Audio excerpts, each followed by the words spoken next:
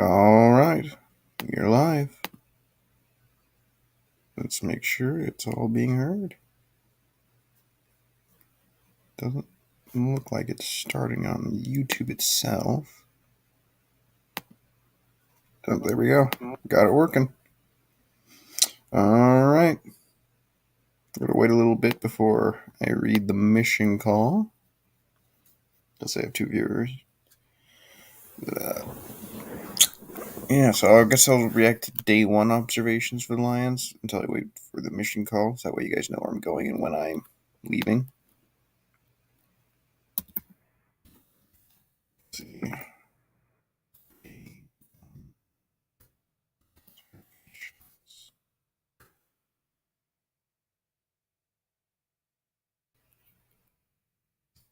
Okay. So just reacting to the day one observations, Quintus Cephas. So I'll actually do this here. Oh, this is minicamp observations, not a training camp. There it is, Jim Mike's. Okay, so Aiden Hutchinson was playing with the first team. He's opposite to Charles Harris due to Romeo Gore being injured. DeAndre Swift was showing athleticism and had a nice catch.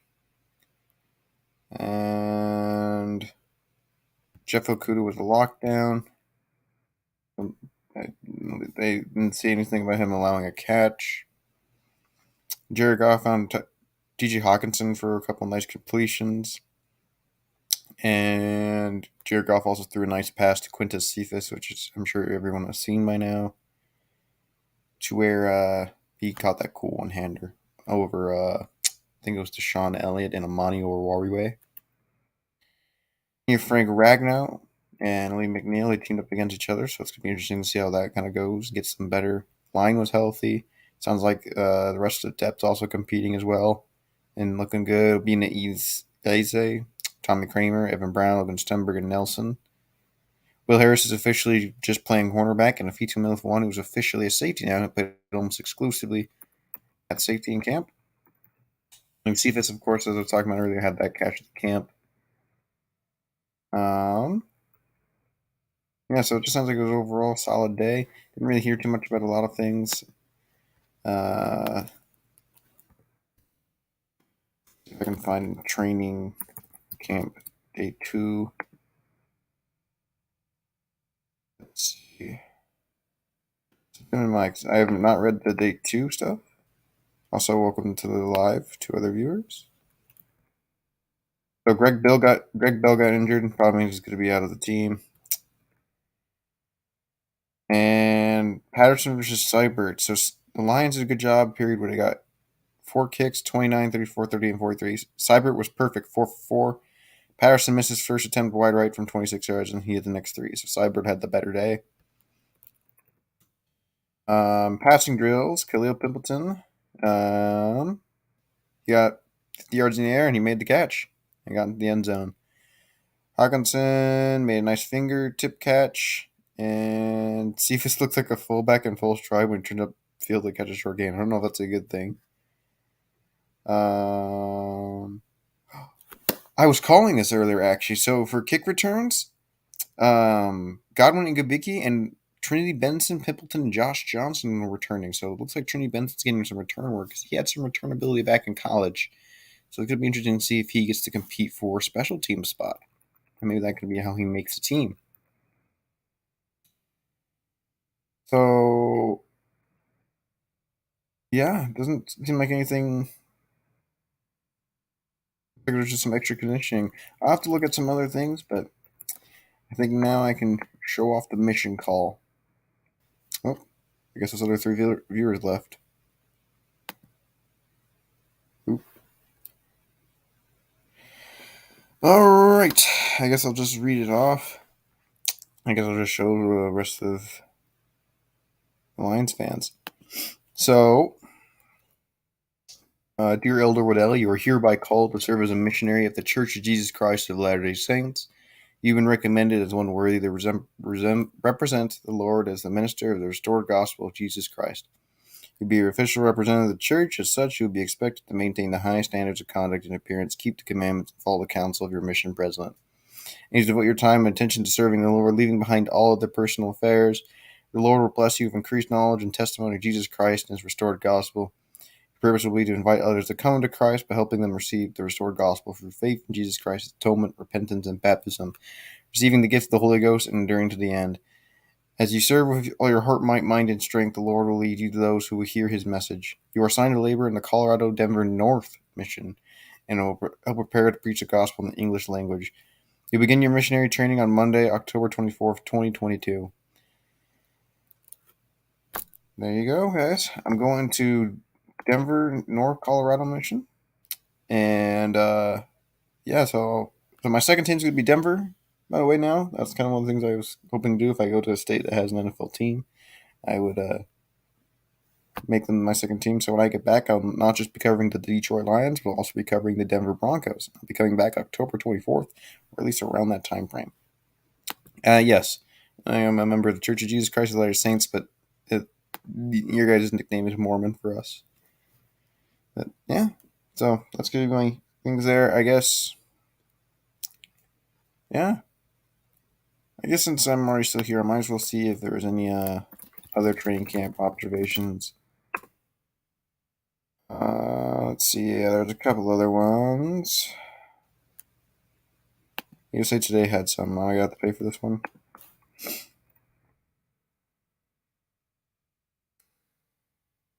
Big Reynolds strides in the passing game drills. He made an excellent over-the-shoulder catch and a well-thrown deep ball from Tim Boyle while never breaking stride.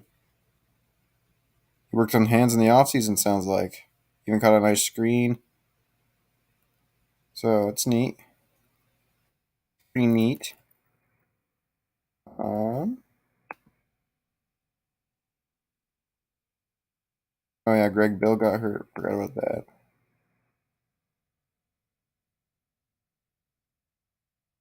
Let's see. Boyle had a better day. I'm not really interested in that. So the pass catchers. So here's the receivers. Yeah, I'm not gonna be able to interact with you guys for about 2 years because I'm gonna be on my mission. So it's more just to make sure you're focusing on your mission, kind of a deal. Because as you guys know, using YouTube and all that is going to be very distracting, and I will admit sometimes I spend too much time with this stuff, and so it's just more of a I'll be back in 2 years. But for the pass catchers, let's see.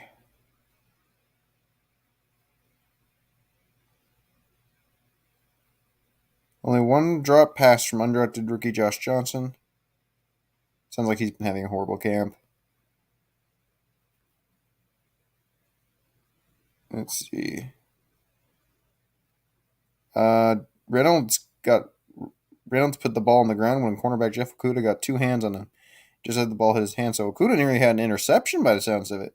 He's been killing it these last 2 days.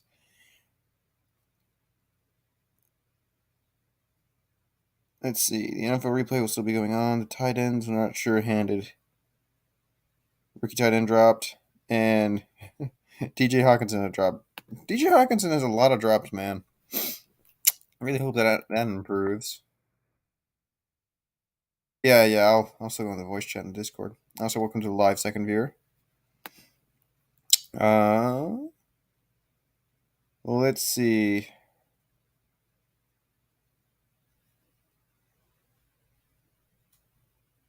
Rodriguez worked his 13 defense.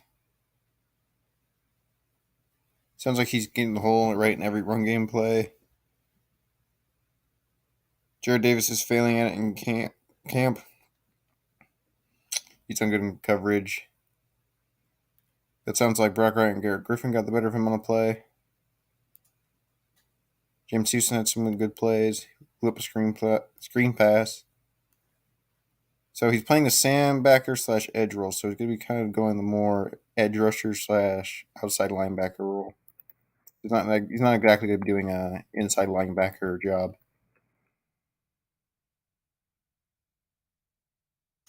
I stated earlier, Seibert had the better day.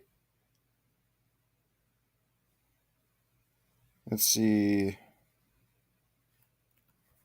I think that's all. Yep. That's all we've heard from day 2 observations. At least it's from that's from one thing that was from USA Today. So what about Super Bowl Nation?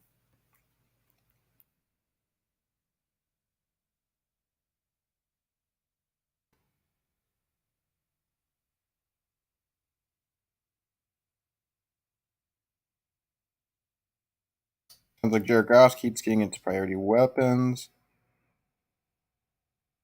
Conor St. Brown and Reynolds showed up.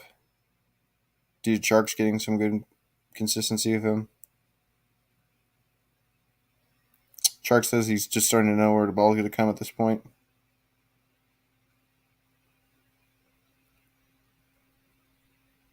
And him and Ben Johnson are still working on the offense together.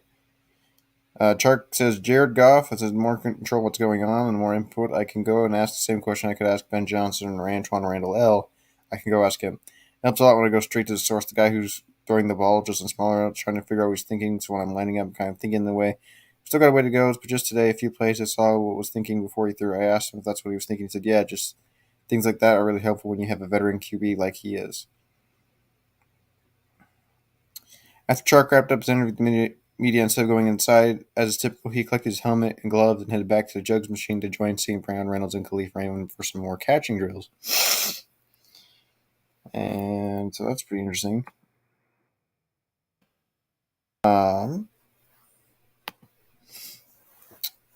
Reynolds continues to hold the running back 3 duties, which is how it should be.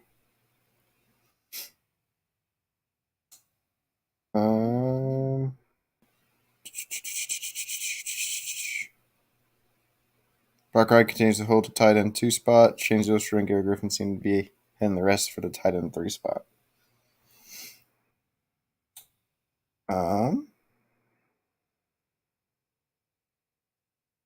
Sounds like Levi and Jay Sean Cornell were like the rotational guys behind Brockers and Lee McNeil with Josh Pascal's injury.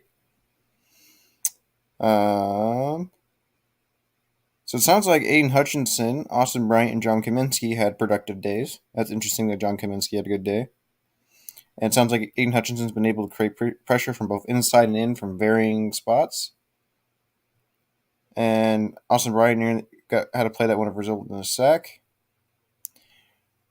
And so it sounds like Julian Okwara is also still playing defensive end spots too. So it seems to be kind of playing a little defensive end and outside linebacker role.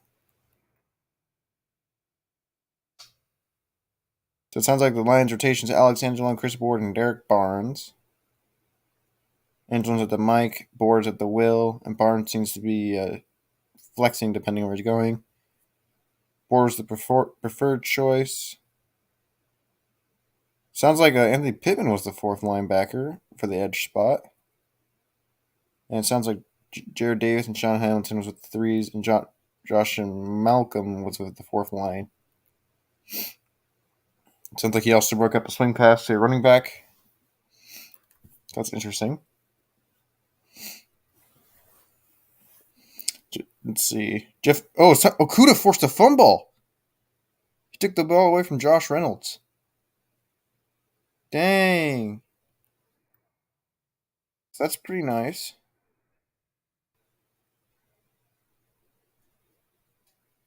Sounds like Lucas is looking pretty good. He's been pretty sticky, even hanging out with the shifty Khalil Pimpton.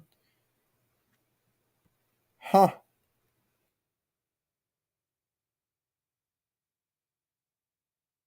Okay. That is interesting. All right, so my predictions right now for the Lions. I think that if Trinity Benson can unlock his ability as a returner, I think he could actually make the team. And I think the Lions offense has the ability to be a top 10 passing offense, but I do think that the run game might hold us back from being in total top 10 offense. And I think we're going to go 11-6. I did a record prediction the other day. And I think we're going to go to playoffs. I think The more likely ceiling is 8 and 9. I think right now our ceiling and what I think we're gonna reach is 11-9, but I still think that realistic is 8 and 9, and I think the worst is gonna be 6 wins unless like injuries occur. And I think Jeff Okuda is gonna have a bounce back season, man. He's been killing it these last 2 days. He's been very vocal. Team's got a lot of confidence in him. I'm very excited. All right, so I guess I'll see you guys in a little bit. But there is something that is going to be interesting. So I'm leaving October 24th. So I'm going to have to be discussing it with myself, but I might be doing lives during the season before I leave. So this might not be the final live, but prepare for it to be the final live if I make a decision on it. But I'll definitely not be streaming October 22nd for 24th. But I love you guys. See you later. Go Lions.